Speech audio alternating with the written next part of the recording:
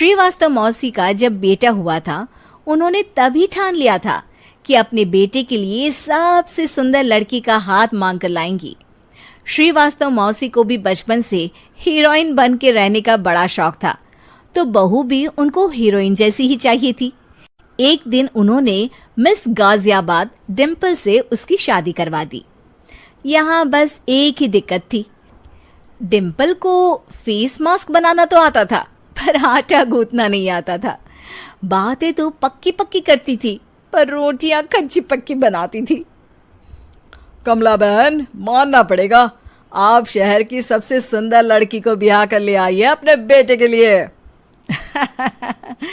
अब इसमें हमने तो कुछ नहीं किया भाई साहब, सब ऊपर वाले की कृपा है। जी जी, तो क्या क्या कर लेती है आपकी बहू? सब कुछ।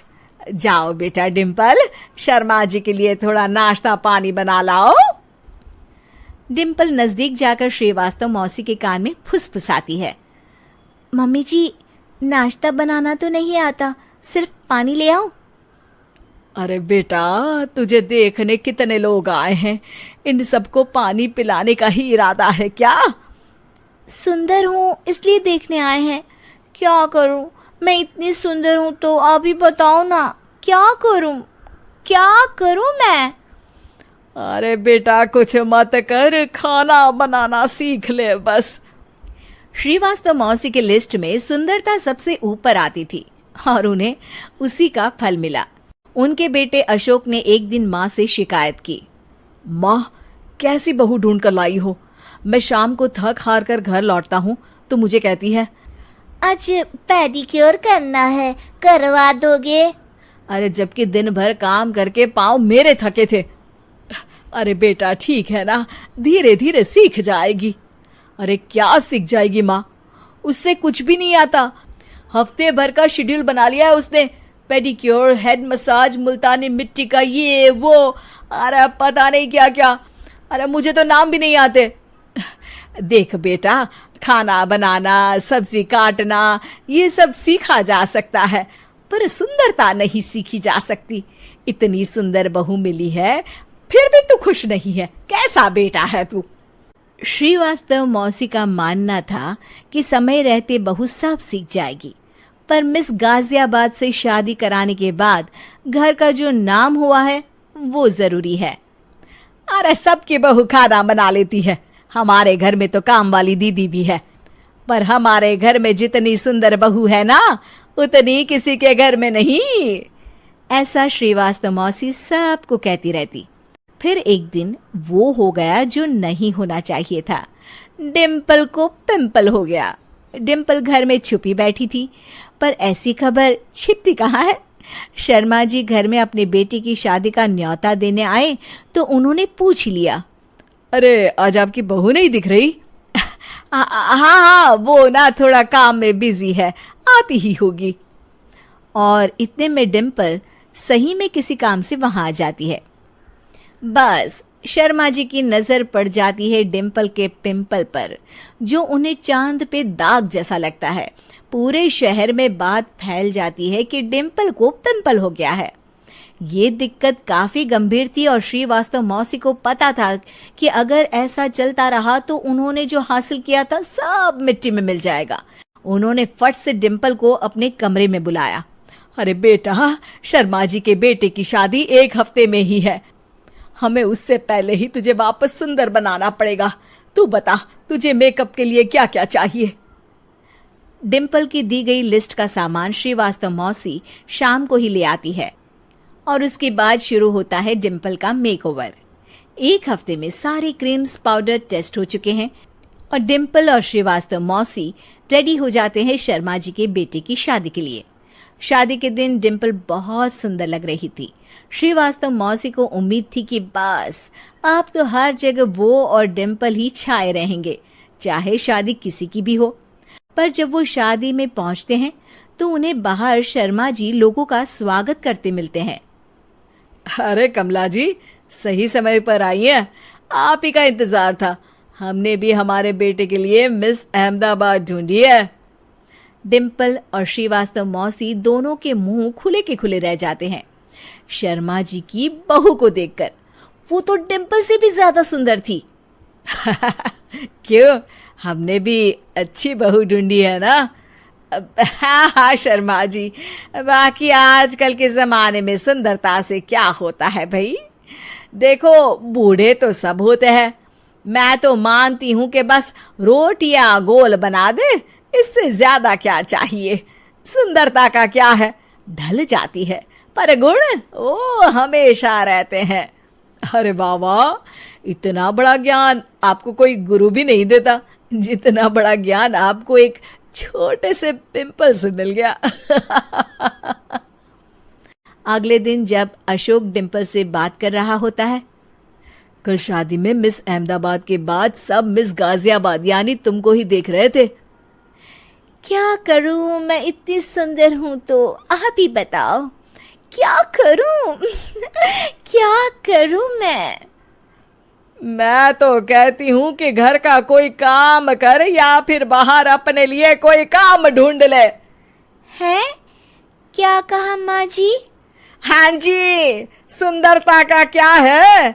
कल तूने मिस अहमदाबाद से मात खाई, आगे कोई मिस हैदराबाद आ जाएगी या मिस फैजादाबाद आ जाएगी, इसलिए काम पर ध्यान दो। हाँ।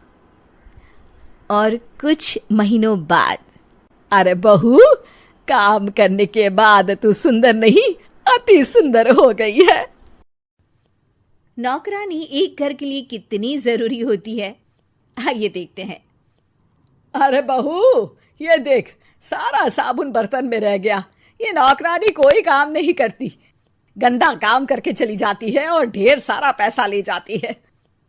अरे मम्मी जी, उसने तो साफ किया ही था, मेरे ही हाथ से इस ग्लास में सर्फ गिर गया था।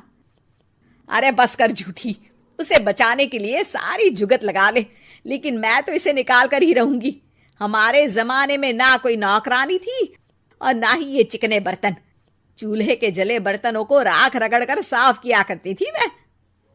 अरे माँ जी, मैं कहाँ बचा रही हूँ उसे, और वैसे भी आजकल नौकरानी जरूरत नहीं, स्टेटस सिंबल बन गया है। अब आप बताओ, मैं मुन्ना को नीचे घुमाने ले जाऊं तो लोगों से क्या बोलूं? झाड़ू पोछा खुद लगा रही हूं, लोग सीधा यही पूछते हैं कि कौन सी नौकरानी काम कर रही है तेरे घर पर।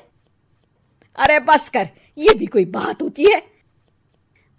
मम्मी जी, आप नहीं समझेंगी। शाम को नौकरानी घर आकर काम कर ही रही होती है कि सास को कहती है, माँ जी, एक बात बोलूं, बुरा न मानना। अरे वैसे तो मुझे तेरी शक्ल ही पसंद नहीं है, बात क्या खाक पसंद आएगी। अरे माँ जी, सुन तो लीजिए क्या कह रही है। तो मैंने कौन सा उसका मुंह पकड़ लिया है? अरे माँ जी, वो लाल साड़ी पहनती हो ना, ना पहना करो। सास का गुस्सा अब तो 7वें आसमान पर होता है। अरे वाह जी वाह, क्यों ना पहना करूं? और तू होती कौन है ये बताने वाली कि मैं क्या पहनूं क्या ना पहनूं? अरे माँ जी, पूरी बात तो सुन लो, वो बोलना क्या चाह रही है। अरे बुरा न मानो आंटी जी। अरे कौन है आंटी? अपनी उम्र देखी है तूने? 2-4 साल ही छोटी होगी मुझसे और मुझे आंटी बोल रही है। बहू सर पर हाथ रख लेती है। अरे अच्छी खासी उम्र दराज हो और आंटी ना बोलूं, मैं तुम्हारी बहू से भी 4 साल छोटी हूं। क्यों दीदी? बोलती भी क्या, एक तरफ सास यानी पति की माँ, तो दूसरी तरफ नौकरानी जिसके बिना घर का काम नहीं चल सकता। वो दरअसल माँ जी की शादी भी बहुत जल्दी हो गई थी ना। अच्छा ये झगड़ा छोड़ो, ये बताओ तुम माँ जी को लाल साड़ी पहनने से क्यों मना कर रही हो? वो ना, इनकी उम्र की सारी औरतें सोसाइटी में इनके लिए बात करती हैं कि तुम्हारी सास बुढ़ी घोड़ी लाल लगाम है। बहू को ये सुनकर गुस्सा आ जाता है। अरे वाह वाह, कौन बोलता है जी? खुद क्या है यहाँ की औरतें, बाल सफेद लेकिन टाइट जींस और कोई कुछ भी पहने। अरे पहनना हमारा निजी हक है, किसी को कुछ हक नहीं बनता कि वो मेरी सास के लिए कुछ बोले। मैं आज ही जाकर माँ जी के लिए लाल जींस लेकर आऊंगी, फिर देखो कोई क्या बोलता है। अरे चुप लाल जींस। अरे सुन नौकरानी की बच्ची, जाकर बोल दे उन लोगों से कि उन लोगों की तरह मैं उड़ती नहीं फिरती हूँ घर बार छोड़कर। अपने बच्चों और नाती पोतों में मन लगाती हूँ, ना कि सारा दिन ताश के पत्तों में आंख गड़ाकर 3 पत्ती खेलूं। नौकरानी वहां से चली जाती है। वैसे बहू, नौकरानी के क्या फायदे हैं ये तो पता नहीं, लेकिन सबसे अच्छा तो ये कि पता चल जाता है कि कौन किसके लिए क्या बोल रहा है। सोसाइटी में तेरा नौकरानी रखने का इरादा बिल्कुल ठीक था। अगले दिन उन लोगों के घर की बेल बजती है। बहू दरवाजा खोलती है कि सामने कुछ औरतें खड़ी होती हैं। अरे बहू, कहाँ है तेरी सास? बुला जरा। अरे बहन जी, आप सारी एक साथ आइए आइए, कैसे आना हुआ? अरे 3 पत्ते खेलने आई हैं, क्यों खेलोगी? क्यों नहीं, वैसे भी बड़े दिन हो गए, एंटरटेनमेंट हुआ नहीं। बहू, जा जाकर पकोड़े तो बना ला। अरे बस करिए, आगे कुछ पीछे कुछ। वैसे तो कहती हैं कि परिवार पर ध्यान देती हैं, हमारी तरह 3 पत्तियां नहीं खेलती। हमने कौन सा परिवार छोड़ दिया? सास सक पका जाती है।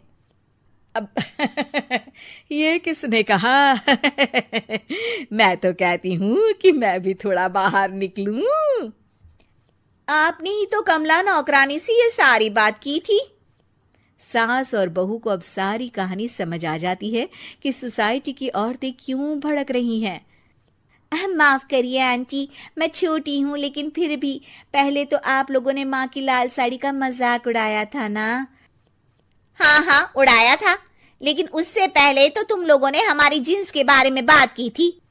अरे क्यों ना पहने हम जीन्स, तुम्हारे पैसों की थोड़ी ना है। सास और बहू सर पकड़कर बैठ जाती है। देखा बहू, ये खेल कर गई तेरी नौकरानी। यहाँ की बात वहां तो वहां की बात यहाँ। दोनों किसी तरह औरतों को समझा बुझाकर घर भेजती है और कसम खाती है कि नौकरानी को नौकरानी ही रहने देंगी। माँ, मैं तो किसी हीरोइन से शादी करूंगा, तुम्हें अभी से बता देता हूँ। वो तो तू कर ले, लेकिन कोई हीरोइन तुझसे क्यों शादी करेगी भला? पापा के करोड़ों रुपए देखकर। अरे तो पैसे मेरे हैं, मैं ही कर लेता हूँ किसी हीरोइन से शादी जो मेरी उम्र की हो। हाँ, अब यही दिन आ गए हैं ना, तुम बाप बेटा शादी करो और मैं चली घर से। सोचा था बुढ़ापे में बेटे की शादी करके बहू से खूब सेवा लूंगी, लेकिन कहाँ, यहाँ तो बाप और बेटा दोनों हीरोइन लाने की सोच रहे हैं। अब रोहन कहाँ मानने वाला था, वो तो घर ले ही आता है एक हीरोइन। अरे तुलसी, ये तो तुलसी है ना बेटा? आए हाय, टीवी में तो बड़ी सुंदर लगती है, सामने ये कैसी झुर्रियां दिख रही है, और ये इतना परफ्यूम क्यों लगा रखा है? अरे माँ, वो इन लोगों का मेकअप कर करके ऐसा चेहरा हो जाता है। मेरा नाम तुलसी नहीं, अलीशा है। हैं? कौन जात की हो बहू? विदेशी हो क्या? देखिए, मेरे पापा पर्शियन थे, वो अमेरिका में बस गए थे। मेरी माँ वैसी तो भारत से थी, लेकिन ओह, रहने दो बेटा, कोई बात नहीं, किसी और दिन तुम्हारे मम्मी पापा का टूर प्लान सुन लेंगे हैं। खैर, अलीशा घर की बहू बन जाती है। एक दिन सुबह सास जोर से चिल्लाती है, अरे बचाओ, अरे बचाओ। सभी इकट्ठा हो जाते हैं। क्या हुआ माँ? अरे भूत है वहाँ, मैंने देखा। तब वहाँ से अलीशा निकल कर आती है, भूत के भेष में, खुले बाल, सफेद साड़ी। ओ सास माँ, थैंक्स, अब डर गई, वरना मेरे देखने वालों को भी मेरा ये रूप पसंद आएगा। यही एक कलाकार की असली कमाई है। अरे अलीशा, माँ हार्ट की पेशेंट है, ये क्या कर रही हो? ये मेरे आने वाले सीरियल की कहानी है, तो मुझे प्रैक्टिस तो करना ही पड़ेगा ना। अच्छा सासू माँ, थोड़ी सी हल्दी में चंदन, चावल का पाउडर और हाँ, एलोवेरा जेल डालकर जरा तैयार कर दीजिए ना। अरे क्यों, इससे क्या बनेगा? फेस पैक जानू। अलीशा ये बोलकर वहाँ से चली जाती है। एक दिन रात के 2 बजे घर की घंटी बजती है। हे भगवान, आजकल चोर भी क्या बेल बजा कर आते हैं। देखो तो कौन है। सास दरवाजा खोलती है तो सामने बहुत से लड़के लड़कियां खड़े होते हैं और बहू सज धज कर आई होती है। अरे बहू, रात के 2 बजे कहाँ से आ रही है? अरे माँ, 2 बजे ही तो पार्टी का वक्त होता है, जरा कुछ खाने पीने का इंतजाम कर दीजिए ना। ये बोलकर बहू उन लोगों से बातें करने लगती है। अरे मैं जा रही हूँ सोने, और हाँ, तुमसे तो मैं कल बात करती हूँ। अगले दिन सबके सामने बहू, इन्होंने मेरे दोस्त के सामने मेरी बेइज्जती कर दी। ये तो अच्छा है कि बात मीडिया में नहीं आई, वरना तो मेरे हाथ से ये बड़ा प्रोजेक्ट निकल जाता। अरे लेकिन अलीशा, हमारे घर में ये सब नहीं चलता। हमारे यहाँ रात सोने के लिए और दिन काम करने के लिए होता है। तो क्या मैं पार्टी नहीं करूं? अपने सारे शौक खत्म कर दूं? अरे एक एक्ट्रेस की लाइफस्टाइल ही ऐसी होती है। अरे बेटा, हमारे घर किसी चीज की कोई कमी नहीं है, ना कोई रोक टोक। हम तुम्हारे साथ है, लेकिन बेटा जो गलत है वो तो गलत है ना। ये बोलकर सास ससुर वहाँ से चले जाते हैं। यार, गलती कर दी मैंने आम लोगों से शादी करके। तभी अलीशा की सहेली, जो कि उसी की तरह सेलिब्रिटी थी, वो वहाँ आती है। हाय, कैसी हो मैरी? अरे यार, मैं तो ठीक हूँ, तू बता। तेरी तो बड़े सीरियल देखने को मिल रहे हैं, शादी के बाद भी कैसे मैनेज कर लेती है? क्यों, इसमें क्या है? मेरी सास है ना, वो पूरा घर संभालती है और मेरे लिए तो कोई रोक टोक ही नहीं है। पर तुझे क्या हुआ? तो गायब ही हो गई शादी के बाद। हाँ यार, तू तो जानती है ना, मैंने राजा की बारात वाले हीरो रियल कुमार से शादी की थी। हाँ, मैं कैसे भूल सकती हूँ। तेरी सास भी तो हीरोइन है ना? हाँ यार, उनके ही फैशन पार्टी और शूट नहीं रुकते। बच्चा होने से पहले तक तो मैंने काम किया, लेकिन अब बच्चे के बाद ना मुश्किल है सब। तभी वहाँ अलीशा की सास चाय लेकर आती है। अरे तू तो मक्खी बनी सिमरन की हीरोइन है ना, मैं बड़ा देखती थी तेरा सीरियल, लेकिन ये क्या हालत बना ली है। मक्खी बनकर तो तू बड़ी ही प्यारी लगती थी। नमस्ते आंटी, आप चाय लेकर आई हैं? वाह आंटी, मुझे तो मेरी माँ की याद आ गई। अरे तो जो अपने लोग होते हैं उनके लिए थोड़ी ना नौकर चाकर होते हैं। अच्छा, तुम दोनों सहेलियां बात करो, मैं जरा काम से बाहर जा रही हूँ। ये बोलकर सास चली जाती है। अगले दिन, सासू माँ, आज मेरा इंटरव्यू लेने कुछ मीडिया वाले आ रहे हैं, प्लीज आप देख लेना, उन लोगों को कोई प्रॉब्लम ना हो। अरे ठीक है बेटा, फिक्र मत कर। तभी वहाँ मीडिया वाले आ जाते हैं। कैमरा लग जाता है और अलीशा के पीछे खड़ी हो जाती है अलीशा की सास। अरे ये पीछे आंटी जी कौन है? आंटी जरा हटिए। अरे कहाँ चांद में दाग सा लगा रही है। सास को कैमरामैन की बात अच्छी नहीं लगती, वो अलीशा समझ जाती है। माफ करना, वो गलती से। वो वहां से निकल ही रही होती है कि अलीशा सास का हाथ पकड़ लेती है। सास को हैरानी होती है, ये मेरी सास है, कोई दाग नहीं। आज जो आप मेरी चमक देख रहे हैं उसे रोशनी यहीं से मिलती है। अरे मैम, कहाँ बुरा मान रही है छोटी छोटी बात का। आपको तो पता है हमारे चैनल में इंटरव्यू के बाद आपका करियर और चमक जाएगा। करियर से ज्यादा जिंदगी का चमकना जरूरी है, जो मेरे परिवार के साथ ही है। और हाँ, ये स्क्रिप्ट नहीं है, चलो निकलो यहाँ से। अरे बहू रानी तो सारा सारा दिन कमरे में बंद रहती है, कोई काम भी नहीं। मैं तो बोर हो जाती हूँ, क्या करूँ। तभी मीना की सहेली रीना उससे मिलने आती है।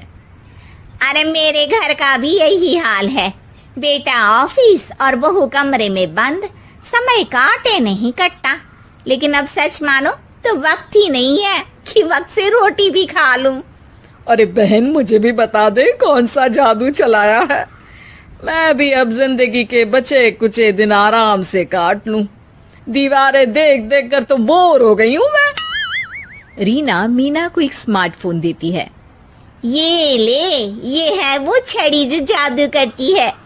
इसमें मैंने तेरा फेसबुक अकाउंट भी बनाया है, एंजल प्रिया के नाम से। बस अब यहाँ दोस्त बना और सबसे बातें कर।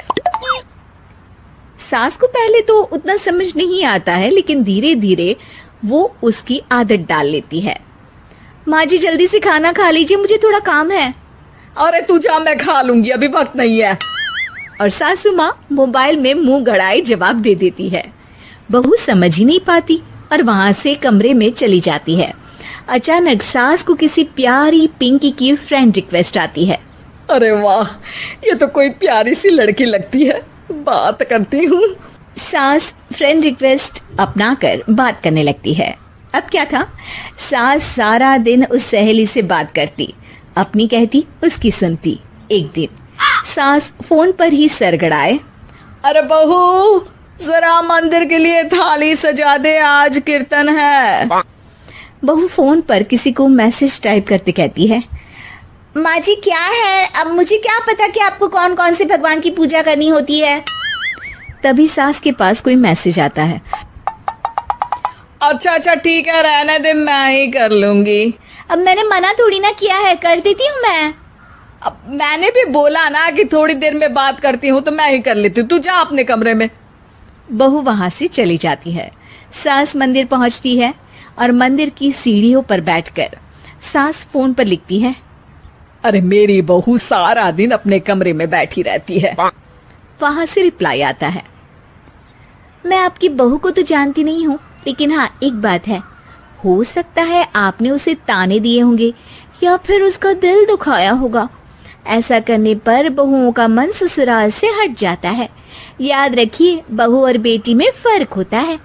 सास घर जाती है और बहू से बड़े ही प्यार से बात करती है, उसके लिए खाना बनाती है, उसे गिफ्ट में साड़ी भी देती है। जिसके बाद अगले दिन, माँ जी चलिए, आज मैं भी आपके साथ मंदिर चलती हूँ, आते वक्त भोले भैया के गोलगप्पे खाकर आएंगे। अरे हाँ बहू, ये तो अच्छा है, चलो। सास मन में सोचती है कि उसकी फेक बुक वाली दोस्त कितनी अच्छी है।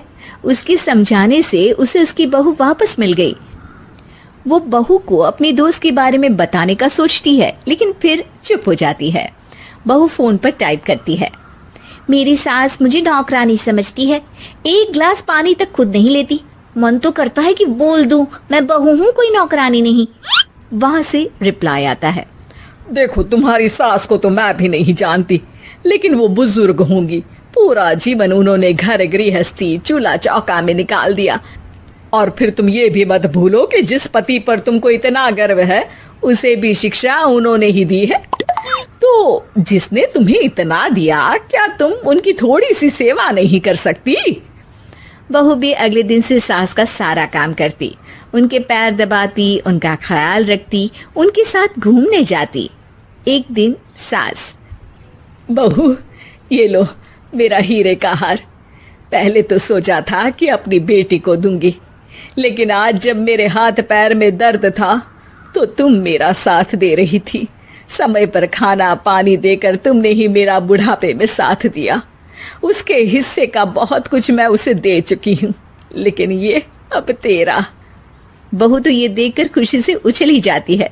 वो सास को गले लगाकर कहती है, माँ जी आज सच में बहुत अच्छी है। भला हो उस एंजल प्रिया का जिसने मुझे आपसे वापस मिलवा दिया, वरना मैं तो हमेशा आपको गलत ही समझती। मैं तो सोचती थी काश वो एंजल प्रिया मेरी सास होती। क्या नाम लिया बहू? एंजल प्रिया तेरी फेक बुक फ्रेंड है? हाँ माँ जी, वो बहुत अच्छी है।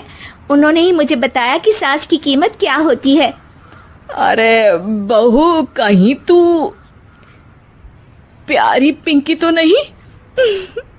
जी माँ जी, मैं ही हूँ प्यारी पिंकी। क्यों? सास बहू को गले लगाकर कहती है, मैं भी यही सोचती थी कि काश प्यारी पिंकी मेरी बहू होती। शुक्रिया बहू। सासू माँ, शुक्रिया तो हम दोनों को फेक बुक और सोशल मीडिया का करना चाहिए, जिसने हम दोनों को एक दूसरे से दिल से मिला दिया। अब तक दोनों को समझ आ गया था कि जो खुशी वो बाहर ढूंढ रहे थे, सच का आदान प्रदान। वह दूसरे की थाली में घी ज्यादा दिखता है, कहावत है ना। तो उसी कहावत से प्रेरित होकर ये कहानी सुने। मीरा अपनी सहेली सीमा से कहती है, क्या रे सीमा, तेरे जैसी सास भगवान सबको दे। कोई रोक टोक नहीं, कोई बोलियां नहीं, आराम से रहती है और आराम से रहने देती है। एक मेरी सास है। माना कोई रोक टोक नहीं है, लेकिन दूसरी कई परेशानियां हैं जो मेरी सास के साथ है, तू नहीं समझेगी। चल अच्छा रखती हूँ। ननद आई है, उसकी खातिरदारी करनी है। मीरा सीमा की सास से काफी इम्प्रेस रहती है। फिर एक दिन सीमा मीरा के घर किसी काम से जाती है। मीरा की सास कहती है, हाँ भाई सीमा, क्या करने आई है? घर में कोई काम धाम नहीं है क्या? सीमा को तो शौक लगता है, ऐसे कोई कैसे बोल सकता है। आंटी, मैं कौन सा कुछ लेने आई हूँ, देने ही तो आई हूँ। ये अचार बनाया था। तभी मीरा आ जाती है। अरे तू अचार लाई है? तेरी सास ने कुछ कहा नहीं? यहाँ मेरे घर पर तो सामान सड़ जाए, लेकिन मेरी सास मजाल है किसी को चवन्नी भी देने दे। अरे क्यों न बचाऊं चवन्नी, मेरे बेटे की मेहनत की कमाई है। तेरे भरोसे रहूं तो सब लुटा दे। अब ले ले अचार उससे और दफा कर। मीरा सीमा से अचार लेकर उसे बाहर तक छोड़ने जाती है। अरे यार, तेरी सास तो बहुत अच्छी है। क्या बात कर रही है? कितनी तो बेइज्जती कर दी तेरी, लेकिन फिर भी तुझे मेरी सास अच्छी लगी। मेरे घर आजा कभी, मेरी सास को देखेगी ना तब पता चलेगा। अरे इससे ज्यादा बुरा क्या हो सकता है। जरूर आऊंगी मैं तेरे घर, लेकिन मैं कुछ लेकर नहीं आ सकती। हाँ, देख रही है ना मेरी सास का हाल। हाँ हाँ, कुछ न लाना, मैं तो कहती हूँ खाली झोला ले आना बस। सीमा चली जाती है। फिर क्या, दोनों अपने काम में लग जाती हैं। लेकिन एक रोज न जाने क्या होता है, मीरा सीमा के घर आती है। सीमा की सास कहती है, अरे सीमा, देख तो कौन आया है, तेरी सहेली मीरा। मीरा, आज कैसे यहाँ पर? आजा आजा। और ये हाथ में क्या है तेरे? क्या मतलब? कुछ नहीं आंटी जी, ये तो खाली थैला है। वो क्या है ना, मंडी जा रही थी तो सोचा मीरा से मिलती चलो। अरे काहे को मंडी जाना, कल ही मेरा बेटा सब्जी लेकर आया है। अरे मीरा, जरा सीमा का ये थैला तो भर दे। मीरा घबरा जाती है। अरे नहीं नहीं माँ जी, बिल्कुल नहीं, मैं कुछ नहीं ले सकती। हम लोग ना अलग सब्जियां खाते हैं। खैर, मीरा सब्जी तो नहीं लेती, लेकिन सीमा की सास तो न जाने क्यों कद्रदान हुई रहती है। अरे मीरा, जरा चिकन मटन बना ले, तेरी सहेली आई है। मैं फोन कर देती हूँ, वो दे जाएगा। और सुन, मिर्च जरा तेज कर देना। लेकिन मीरा तीखा नहीं खाती है माँ जी। अरे खाना चाहिए, अब सीसी करेगी ना तो नाक का सारा कचरा भी निकल जाएगा। हाय रे, कितनी अच्छी है तुम्हारी सास। हाँ, तभी आसपास के सारे यहाँ खड़े हो जाते हैं सुबह से ही। अभी 2 मिनट रुक ना, खुद पता चल जाएगा। तभी पड़ोसन आती है। अरे बहन जी, चाय का वक्त हो गया, सोचा चली आऊं आपके घर। अरे क्यों नहीं, वो क्या है ना, बहू की सहेली आई है तो चिकन बन रहा है, वो भी लेती जाना। मैं जरा ज्यादा ऑर्डर कर देती हूँ। और हाँ बहू, पकोड़े भी तल ले चाय के साथ। जा जा मीरा बेटी, सीमा की मदद कर दे जरा। मीरा सीमा के पास किचन में जाती है, जहाँ सीमा सास को कोस रही होती है। घर में कितनी मुश्किल से सब्जी और राशन आता है, लेकिन ये नहीं समझेंगी। अरे पिछले महीने भी 2 बार राशन लाना पड़ा था, लेकिन ये है कि सच्ची यार, फिर भी तू लकी है। तेरी सास कम से कम मेरी सास की तरह तो नहीं है। मीरा कुछ देर रहकर वहां से चली जाती है। दोनों बहुएं किसी तरह सास के साथ दिन काट रही थी कि एक दिन सीमा कहती है, नहीं नहीं माँ जी, बस करिए, तंग आ गई हूँ मैं आपसे। मैं अब आपके साथ नहीं रह सकती। एक बार, बस एक बार आप मेरी सहेली मीरा की सास की तरह बनकर देखिए। अरे कितनी अच्छी इंसान है वो, कितना सोचती है घर के लिए। दूसरी तरफ मीरा, माँ जी कैसी हैं आप? कुछ तो सोचा करिए, समाज नाम की भी कोई चीज होती है। बस एक बार मेरी सहेली सीमा की सास की तरह बनकर देखिए। अरे कैसे जी जाती है जिंदगी, उन्हीं से पता चलेगा। दोनों की सास को आता है गुस्सा। अरे भाई, कोई छोटे बच्चे तो है नहीं जो किसी के साथ तुलना कर दे और वो कुछ ना कहे। मीरा की सास कहती है, मुझे तो सीमा के पास ही छोड़ा। सीमा की सास कहती है, तू ना मुझे मीरा के पास ही छोड़ दे। दोनों एक दूसरे से सलाह करती हैं और सासों का किया जाता है आदान प्रदान, यानी एक्सचेंज। अगली सुबह मीरा की बदली हुई सास, अरे मीरा, मेरी बेटी आ रही है। मीरा को तो आदत थी कि घर का कोई भी आए दमड़ी ना निकले, ना कुछ बनाना ना कोई लेन देन। अच्छा माँ जी, ठीक है, कोई बात नहीं। अरे कैसा कोई बात नहीं? अरे लाओ 16 तरह के पकवान और ननद को देने के लिए सीधा निकालो। सीधा समझती हो ना? देना, लेन देन, अरे माँ जी कैसी बात कर दी। इस घर में जो कोई कुछ भी ले आए, लेकिन मजाल है घर की चवन्नी भी कहीं चली जाए। अरे ये तो परंपरा ही नहीं है इस घर की। बाकी खाना हो तो रोटी दाल बना देती हूँ। रोटी दाल तो मेरी बेटी दुख में भी नहीं खाती, तो मायके में क्यों खाए।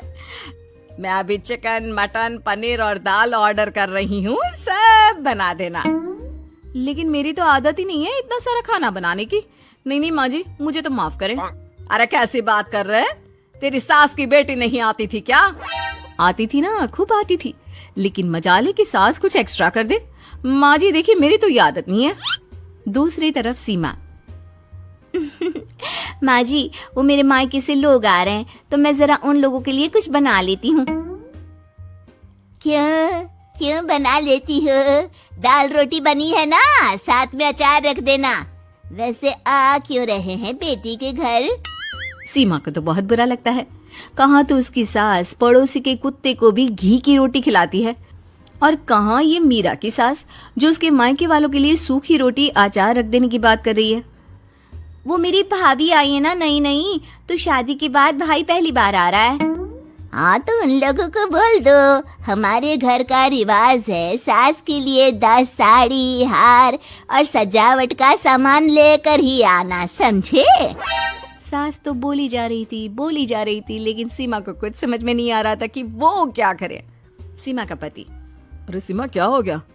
तुम्हें तो माँ से बिल्कुल ऑपोजिट चाहिए थी ना। कहाँ माँ हर किसी के आओ भगत में तुम्हें लगा कर रखती थी, लोगों से खूब मिलती, घर का सामान बांटा करती थी। अरे याद है ना, तुम्हारे घर वाले आते थे 1 पैकेट लेकर और जाते थे पूरे 10 थैले के साथ। अब आएंगे 10 पैकेट लेकर और जाएंगे खाली हाथ। सही है। नहीं नहीं, मुझे नहीं चाहिए ऐसी सास, ये सब तो मुझे पता ही नहीं था। सीमा घबराकर मीरा की सास को लेकर उसके घर जाती है, जहाँ मीरा, सीमा ले जा अपनी सास भाई। हाँ हाँ, मैं भी तेरी सास वापस ही देने आई हूँ। चलो मम्मी जी, मेरे लिए तो आप ही सही हो। सास का कायाकल्प। राधा को अपनी सास से बहुत प्यार था। मम्मी जी आपकी साड़ी कितनी प्यारी लग रही है, काश मैं भी आपके जैसी साड़ी पहन पाती। अरे बेटा, हमारे जमाने में तो साड़ी ही चलती थी, तू क्या करेगी साड़ी पहनकर? दिन भर भागा दौड़ी करती है, साड़ी कंफर्टेबल नहीं फील कराएगी। तू तो ऐसे ही जचती है बेटा। राधा सास को लेकर घूमने जाती, सैर करती और उनसे खूब बातें किया करती थी। एक दिन, अरे राधा और माँ सुनो, अब हम लोगों को बम्बई चलना पड़ेगा, मेरी नई नौकरी वहीं लगी है।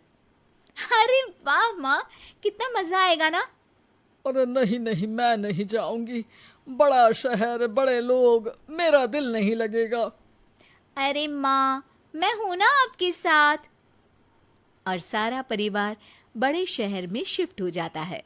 एक दिन, राधा तू भी अब नौकरी में जाने लगी है, मैं तो बोर हो जाती हूँ, सोच रही हूँ आसपास की औरतों से दोस्ती कर लूं। हाँ हाँ माँ, और क्या, यहाँ की औरतें तो किटी पार्टी और बहुत सी फन लविंग एक्टिविटी करती हैं। तो बेटा 2-4 फन लविंग से मुझे भी मिलवा देना। बहू सास के साथ बाहर निकलती है तो देखती है कि सास की उम्र की जो औरतें टहल रही हैं, उनका पहनावा ओढ़ावा सास से बिल्कुल अलग है। लेकिन फिर भी राधा एक औरत को रोकती है। Hello aunty, how are you? Oh great darling. Aunty, हम लोग यहाँ नए शिफ्ट हुए हैं, ये मेरी मम्मी है, क्या ये कल से आप लोगों को ज्वाइन कर सकती हैं? वो औरत सास की तरफ बड़ी ही अजीब नजरों से देखती है, फिर कहती है, अब ठीक है, कल से भेजती ना। सास समझ जाती है कि उस औरत को वो ठीक नहीं लगी, लेकिन फिर भी वो कुछ नहीं बोलती। अगले दिन, अरे माँ, अच्छी सी साड़ी पहनकर तैयार होकर जाइए, आपको आपकी दोस्तों के पास जाना है ना। और नहीं नहीं, मैं सोच रही हूँ घर पर बैठकर टीवी देखूं, वैसे भी रामायण का नया एपिसोड आएगा। नहीं माँ, आप जाओ ना, लोगों से मिलो, बात करो, अच्छा लगेगा। ना चाहते हुए भी सास उन लोगों के पास जाती है, लेकिन सभी सास से बुरा व्यवहार करते हैं। सास मुंह लटकाकर घर आ जाती है। बहू समझ जाती है कि सास को कुछ हुआ है। वो रोज सास को पार्क में भेजती, लेकिन सास रोज मुंह लटकाकर वापस आ जाती। क्या हुआ माँ, आप बाहर जाकर खुश नहीं होती हैं? अरे बेटा, खुश तो हूं, लेकिन क्या माँ? आपको तो लोगों से मिलना, बातें करना अच्छा लगता था। मैं देख रही हूँ कि आजकल आप बाहर से आती हैं तो परेशान सी दिखती हैं। सास कुछ नहीं कहती, अपने कमरे में चली जाती है। अगले दिन राधा चुपके से सास के पीछे पार्क में जाती है। हेलो, कैसे हैं आप लोग? एक औरत मुंह बनाकर साइड हो जाती है। सभी एक दूसरे से बात करती हैं, लेकिन राधा की सास साइड में चुपचाप अकेली बैठी रहती हैं। राधा घर आती है और सास के वापस आने का इंतजार करती है। सास मुंह लटकाकर घर आती है। अरे मम्मी जी, तब से इंतजार कर रही हूँ, जल्दी तैयार हो जाइए, मार्केट जाना है। राधा सास को लेकर बाजार जाती है और उन्हें कुछ मॉडर्न कपड़े दिलाती है। अगले दिन सास उन कपड़ों को पहनकर पार्क में जाती है। Oh my God, you are looking gorgeous. Beautiful top. कहाँ से लिया? हे, मेरे घर में कल किटी है, तुम जरूर आना। अजीब औरतें हो तुम लोग। मैं रोज आती थी, तब तो तुम लोग सीधे मुंह बात भी नहीं करती थी। आज इन कपड़ों को देखकर तुम मुझे घर बुला रही हो। लेकिन सुनो, अब मुझे तुम लोगों से कोई बात नहीं करनी और ना ही दोस्ती करनी है। अरे, तुम तो बुरा मान गई। वैसे दोस्ती नहीं करनी थी तो ये कायाकल्प क्यों किया? ये मेरी बहू ने किया है। मैं यहाँ सिर्फ ये देखने के लिए आई थी कि तुमको मुझसे समस्या है या मेरे कपड़ों से। कपड़े तो बदले जा सकते हैं। अच्छा चलो, जो भी हो, अब हम लोग तुम्हें अपने साथ रखने को तैयार हैं। लेकिन अब मुझे तुम लोग नहीं पसंद। ये बोलकर राधा की सास वहां से चली जाती है। वाह माँ जी, आज तो आपका चेहरा खिला खिला सा लग रहा है। लगता है आपकी सहेलियों ने आपको अपना लिया। हाँ, वो तो अपनाना ही था। दिखावे वाली जो है वो, मेरे कपड़े बदलते ही उनका दिल बदल गया। लेकिन आज मैं उन्हें मना कर आई। अरे क्यों माँ जी? क्योंकि उन लोगों को मुझसे नहीं, मेरे कपड़ों से दोस्ती करनी थी। वैसे मेरे पास तो तू है ना, मेरी प्यारी बहू। मुझे किसी की जरूरत नहीं है। अरे नहीं नहीं माँ जी, आप ऐसा क्यों सोच रही हैं? बेटा, ये गलत भी तो नहीं है। जैसा देश वैसा भेष। क्यों? ठीक है ना माँ, अब जब ये हम लोगों का देश है तो क्यों ना हम यहाँ का भेष अपना ले। हाँ हाँ जरूर, मैं तो तैयार हूँ। समय के साथ खुद को बदलने में कोई बुराई नहीं है, लेकिन कहीं नकल के चक्कर में बंदर ना दिखने लगूं। खैर, बहू लग जाती है सास की कायाकल्प।